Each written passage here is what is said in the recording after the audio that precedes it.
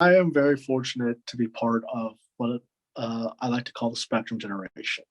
And they're a subset of what Rebecca Coakley, a disability rights activist, calls the ADA generation. And what I mean by that is that just as the ADA generation, of which I'm kind of on the tail end of, was the first generation to really benefit from the Americans with Disabilities Act.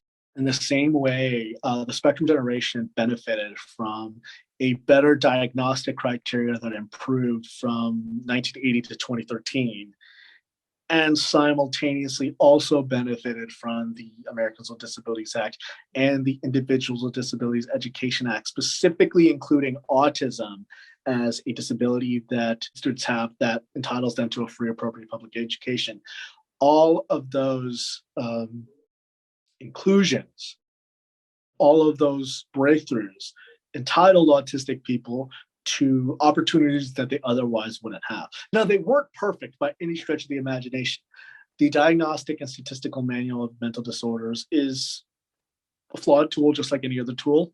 And the ADA has never really been fully implemented, and the Individuals with Disabilities Education Act has never been fully funded by the federal government.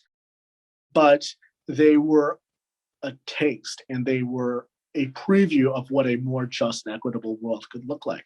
So I'm a beneficiary of those changes and collective decisions.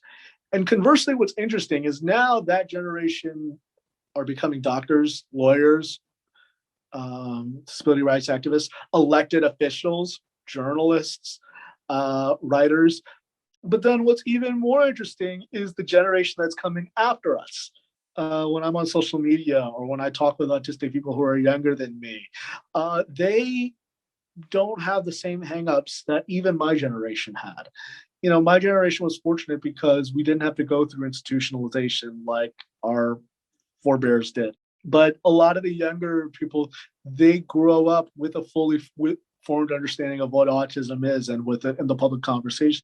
Now, they also grew up with some bad ideas about autism because there were just a lot of bad ideas swirling around in the 2000s. But they also are able to swat those ideas down, and they're able to push back on them. And they are really able to accept their identities as autistic people in a way I don't think I was able to when I was their age. So the spectrum generation is great, but the generation that's going to come after us is even better.